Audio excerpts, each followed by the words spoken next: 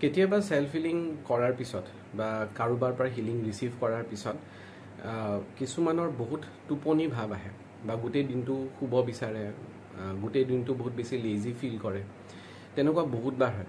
ইয়াৰে তিনিটা main region থাকে। এটা ৰিজন যেতিয়া আপুনি হিলিং ষ্টাৰ্ট কৰে, কাৰণ সব বস্তু এনাৰ্জিৰ লগত ৰিলেটেড, আপোনাৰ বডিৰ গোটেই এনাৰ্জি বেলেঞ্চ কৰা ষ্টাৰ্ট কৰে যেতিয়া আপুনি হিলিং কৰা ষ্টাৰ্ট কৰে। তো বডিটো আপোনাৰ ৰেষ্ট বিচাৰে, মানে যিমান টোপনি একচুৱেলি আপোনাৰ বডিটোক দৰকাৰ সিমান টোপনি আপোনাৰ বডিটোৱে পোৱা নাই, তেতিয়া হামি বহুত বেছি, টোপনি বহুত ভাব আহে।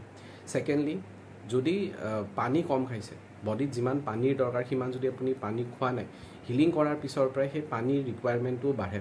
সেইকাৰণে কোৱা হিলিং কৰাৰ আগত, হিলিং কৰাৰ পাছত পানী সদায় খাব লাগে, মেডিটেশ্যন কৰাৰ আগতো, মেডিটেশ্যন কৰাৰ পাছতো। থাৰ্ড ৰিজন, যেনেকুৱা ডক্টৰে কেতিয়াবা কিছুমান চিৰিয়াছ কেছত বা অকণমান যদি হেল্থ ইছ্যুজ বহুত বেছি চিৰিয়াছ থাকে, ডক্টৰে বেড ৰেষ্ট দিয়ে, যে 3 দিন বা এসপ্তাহ বা একমাহ বেড ৰেষ্ট থাকে, যাতে বডিটো নিজে হিল হ'ব ধৰে। তো হিলিং কৰা সময়তো আপোনাৰ বডিটো হিলিং লৈ আছে বা এনেকুৱা হৈ যায় যে বডিটোক আৰু হিলিঙৰ দৰকাৰ, তেতিয়া টোপনি বেছি আহে।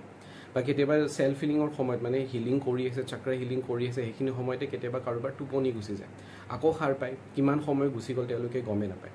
চ' এইটো এটা ভাল চাইন, কাৰণ কিয় আপোনাৰ বডিয়ে হিলিং একচেপ্ট কৰি আছে, আপোনাৰ বডি হিল হ'ব ধৰি আছে। তো তাত কোনো টেনশ্যন ল'ব লগা নাথাকে, ভালকৈ ৰেষ্ট কৰক, পানী খাওক আৰু হিলিং কণ্টিনিউ ৰাখক।